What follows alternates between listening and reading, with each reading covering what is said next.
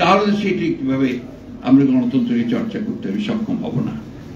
একইভাবে সংবাদ মাধ্যমগুলোকে তারা আমার কথা বললে ঠিক আছে আর আমার কথা বললে ঠিক নেই, এই চিন্তা ভাবনাও কিন্তু আমার গণতান্ত্রিক যে চর্চা সেটাকে শক্তিশালী করবে না। সংকটটা কোথায়? সংকট যে গণতন্ত্রই তো নেই। 15 বছর ধরে তো লড়াই করলাম সেই জন্যে, গণতন্ত্রের উত্তরণের জন্য। 24শে জুলাইয়ে ছাত্র জনতার উত্থানের মধ্য দিয়ে my hats off to the student leaders, যে তাদের জন্য সম্ভব হয়েছে একটা ফ্যাসিস্ট রুলারকে, রেজিমকে সরিয়ে একটা সুযোগ সৃষ্টি করার, যে সুযোগে আমরা একটা গণতান্ত্রিক ব্যবস্থা শুরু করতে পারি। পোটেনশিয়ালটা দেখা দিয়েছে, সম্ভাবনাটা দেখা দিয়েছে। রাতারাতি হয় না, গণতন্ত্র প্র্যাকটিসের জিনিস, ওটাকে চর্চা করতে হয়। যেমন আপনার একটা গাছকে যখন বড় করতে হয় তাকে নিয়মিত পানি দিতে হয়, চর্চা করতে হয়, সেইভাবে। আমি হঠাৎ করে বললাম যে গণতন্ত্রকে আমি করে ফেললাম, সেই গণতন্ত্র হয় না।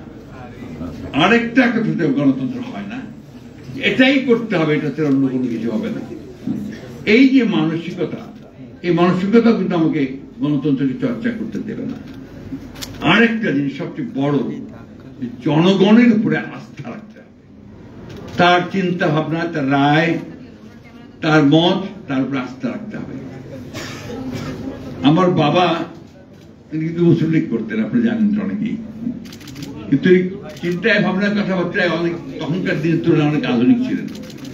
তিনি সংস্কৃত পড়েছেন তাদের সময়, পার্সিও পড়েছেন। তিনি বলতেন যে আমাদের বেশিরভাগ মানুষের মধ্যে একটা প্রবণতা আছে পার্সিতে, উনি বলতেন হাম চু দিগার নিস্ট, আমি ছাড়া আর কেউ নেই, আমি হচ্ছি সর্বত্র।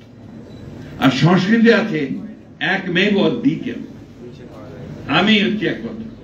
এই যে আমি চিন্তাটা এখান থেকে বেরিয়ে আসা দরকার গণতন্ত্রে, এবং আমাদের সংবাদ মাধ্যমের এই চর্চাটা সবচেয়ে বেশি করা দরকার। কোন কোন সংবাদ মাধ্যম আছেন ভাবছেন তারাই যা বলছেন ওটাই সঠিক, ওটার বাইরে কেউ বলতে গেলে তিনি হয়ে যাচ্ছেন ফ্যাসিস্টের দোষর, অথবা ভারতীয় দোষর, অথবা আওয়ামী লীগের দোষর। অলরেডি ইতিমধ্যে আমার সেই বদনাম শুরু হয়েছে, এটা আপনারা খুব ভালো করে জানেন সবাই। কথা ওই জন্যই বলছি, দুর্ভাগ্যজনক, কষ্টকর। আমরা জ্ঞানত কখনো দেশের বিরুদ্ধে, জাতির বিরুদ্ধে কখনো কাজ করার কথা চিন্তা করি না। এখন এই দেশে কিছু মানুষ আছে যারা ওই চিন্তাটা করে। তো যখন সেটাকে আপনার ভিন্নভাবে এতটুকু আমি যা বললাম, যে কথা কিছু আগে বললাম যে আমার কথা বলতে ভয় হয়, এই জন্যে যে আমার এতটুকু কথা একটু কাট করে রেখে দিয়ে, কাটপেস দিয়ে আর বাকিটা ছেড়ে দিল, আমি আপনার ভারতীয় দোষর হয়ে গেলাম। এই কথাটা বলা উচিত না আমার, কিন্তু বলতে বাধ্য হচ্ছে। এই ঘটনাগুলো ঘটছে, এই ঘটনাগুলো যেন না ঘটে সেই জন্য আমাদেরকে সজাগ হওয়া উচিত, সতর্ক হওয়া উচিত। আর বিশেষ করে আমরা যারা সত্যিকার অর্থেই বাংলাদেশকে একটা গণতান্ত্রিক রাষ্ট্রে দেখতে চাই, পুনরায় দেখতে চাই, তাদের আমাদের দায়িত্বটা অনেক বেশি।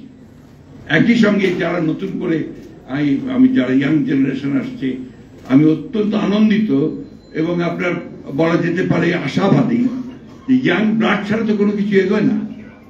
এই ইয়াংরা যখন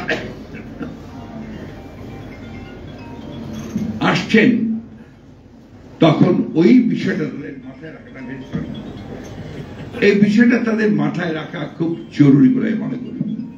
তা না হলে তাদের যে ত্যাগ, এই যে হাজার হাজার ছেলে শিশু প্রাণ দিল, এই যে 15 বছর ধরে প্রায় 60 লক্ষ মানুষ নির্যাতনে ভুগল গণতন্ত্রের জন্য, সেই পুরো বিষয়টাই কিন্তু আপনার একেবারে ম্লান হয়ে যাবে, ব্যর্থ হয়ে যাবে।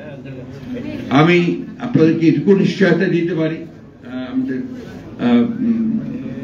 মতি ভাই তো আমাদের দুজন, একজন হচ্ছেন প্রথম আলো আর একজন হচ্ছেন মতি ভাইয়ের যে কথায় যে আমাদেরকেই আপনার বলতে হবে, আমরা নির্দ্বিধায় তো দৃঢ় চিত্তে স্পষ্ট করে বলতে পারি আমরা বরাবরই সংবাদপত্রের স্বাধীনতার পক্ষে ছিলাম, আছি এবং ভবিষ্যতে থাকবো।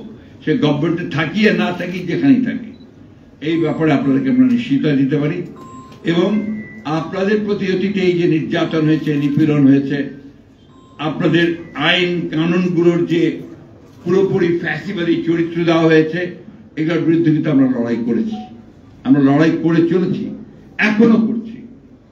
এবং খুব স্পষ্ট ভাষায়, দৃঢ় ভাষায় আমরা বলতে চাই, আমরা কখনোই অন্যায়ভাবে অন্যের মতকে চাপিয়ে দেওয়া যে ব্যাপারটা আছে এটাকে আমরা সমর্থন করবো না।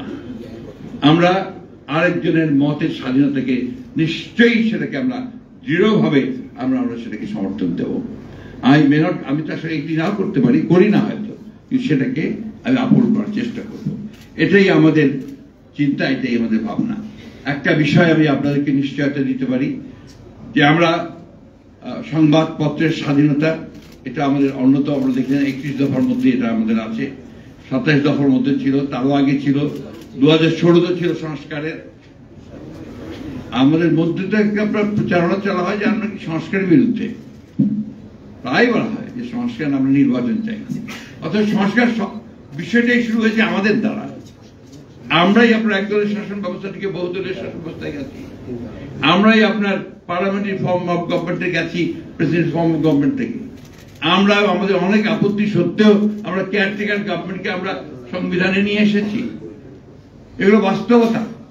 তো শুধু ওই বাস্তবতা থেকে অযথা আমাদেরকে আবার আপনার প্রশ্নবিদ্ধ করে অন্য পথে দেখানোর চেষ্টা করা, এটার পেছনে কিছু রাজনৈতিক উদ্দেশ্য থাকলেও থাকতে পারে।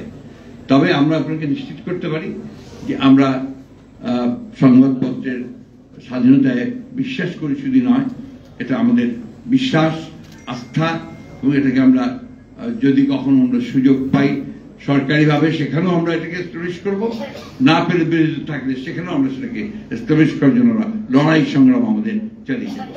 আমি আবারও সবাইকে ধন্যবাদ জানিয়ে আমার বক্তব্য শেষ করছি। আসসালামু আলাইকুম। ধন্যবাদ জনাব মির্জা ফখরুল ইসলাম। আমরা অনুষ্ঠানে প্রায় শেষ পর্যায়ে চলে এসেছি। আমরা এখন 1 মিনিট একটু ছবি তোলার সময় নিব। মঞ্চে আছেন